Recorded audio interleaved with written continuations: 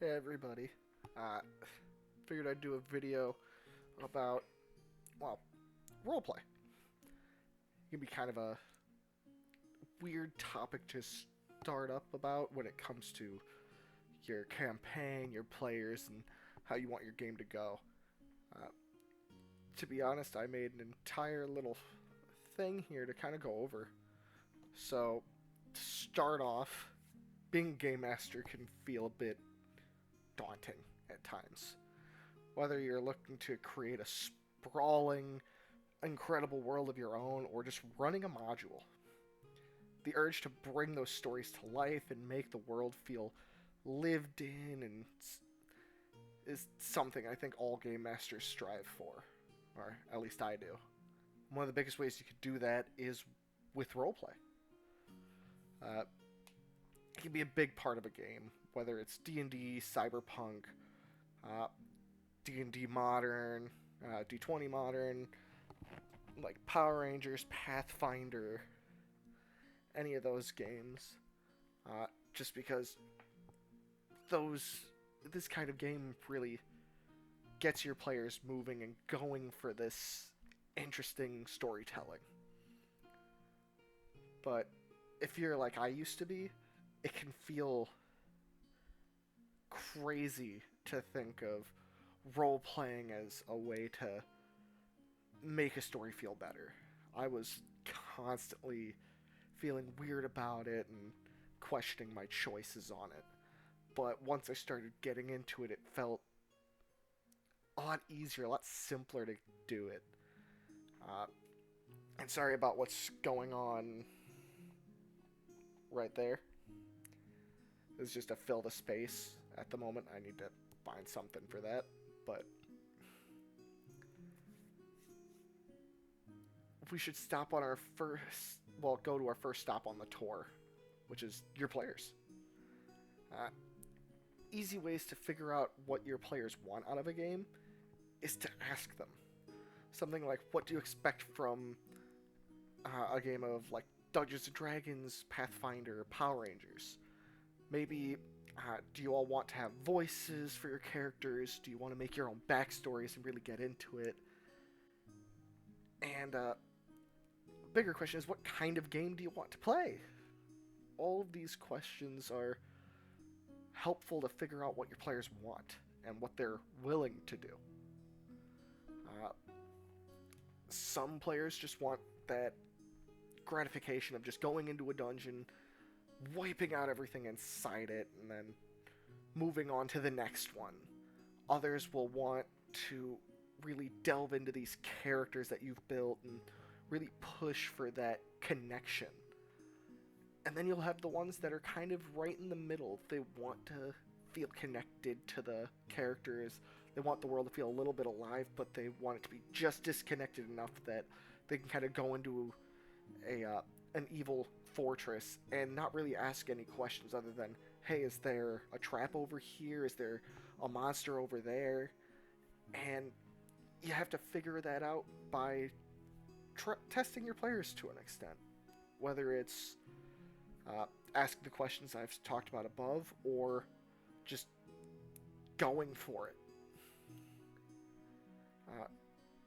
But in the long run, the players and you need to be on the same page.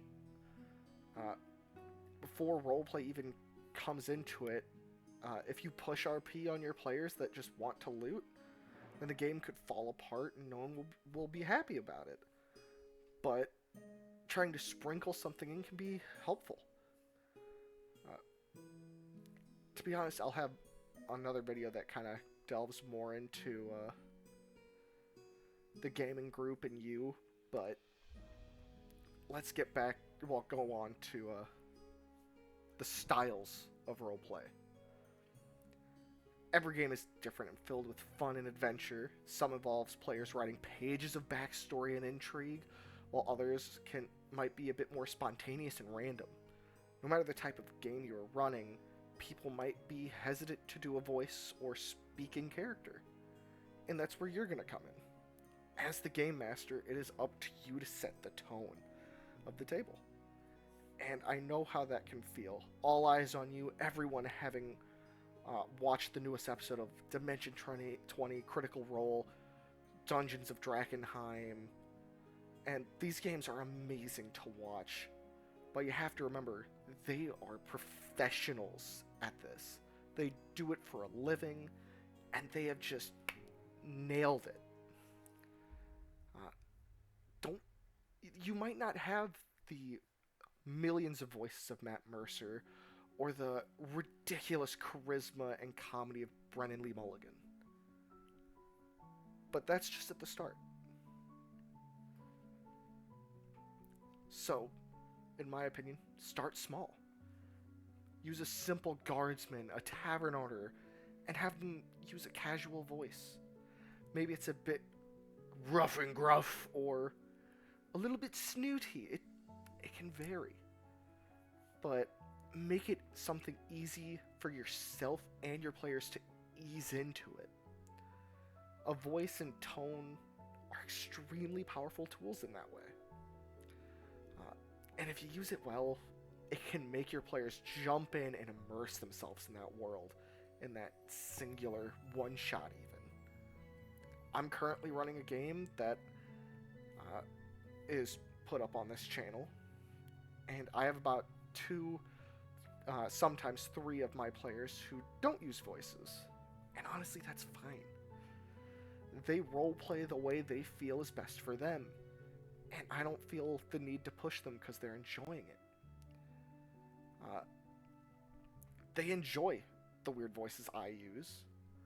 The first few sessions, I felt like an idiot, to be honest, making a voice for every NPC they came across. The thing is, it brought my players into the world a little bit more than I could have expected. Nothing says, in my opinion, that you care more than being willing to be and look a bit foolish to make things more fun and interesting. Some players will start to roleplay, and you should encourage it. If they use a voice or not doesn't matter. What matters is how much they put themselves out there by doing it. If they feel confident enough to try, support it. Use an NPC they are talking to, have them make a friend. Start using their characters' names instead of anything else while in session. If they respond to it, you might see a bit more vigor in those players. Maybe even more investment in the character's survival at that. But you might have a party that doesn't feel comfortable using voices, and you should still support that too. Some may be going a little bit reserved, and that's where you taking notice of that can help. Maybe doing something where some people, will play in third person, and that's fine. Having, for example, my player who plays Boris in the campaign sometimes just says, Boris is going to go to the tavern and talk to the barkeep, or Boris is strong and yarps in a great burst to get the enemy to back off. And that's great. Just because the characters that play Hilfella and Summer use voices, and he doesn't, isn't a problem for me. But it shouldn't be a problem for you either, because they're at least putting in that effort, that care, that love into those NPCs, the characters they're playing, everything. It can really change your mood. And to be honest, if you get them to latch onto those characters, it'll do wonders for their urge to roleplay and really love what you're doing. Now, my last point here is you. As before, roleplay can be a great source of connection for you and your players to the worlds you are playing in. It can really change the way you see a tabletop RPG. A player making a silly voice is great, and you doing a gravelly low growl for a hungry bear is amazing. But you need to be the one who wants to do it. As said above, you set the tone for the table. As a game master, you are technically the center of attention.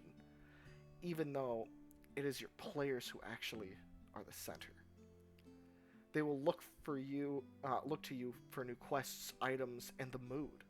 Your attitude towards role playing can be contagious if you're willing to try, and your players, no matter how skittish you are about it, will notice.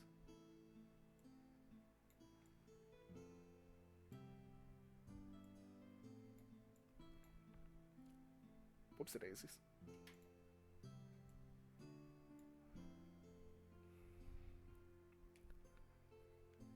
Where was I?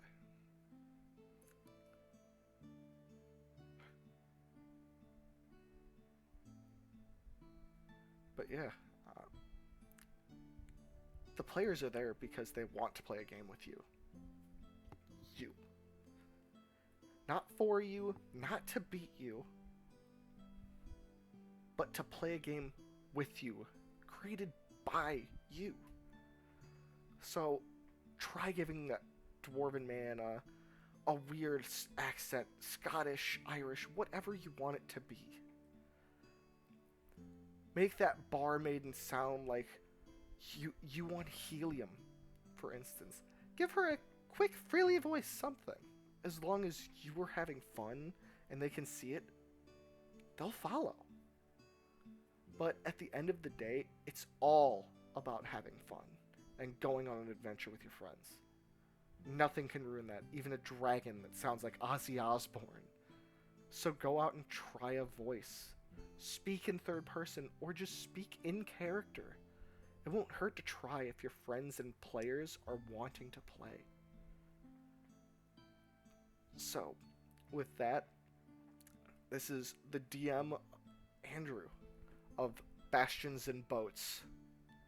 And I hope you give it a shot, because nothing hurts unless you don't try. Signing off.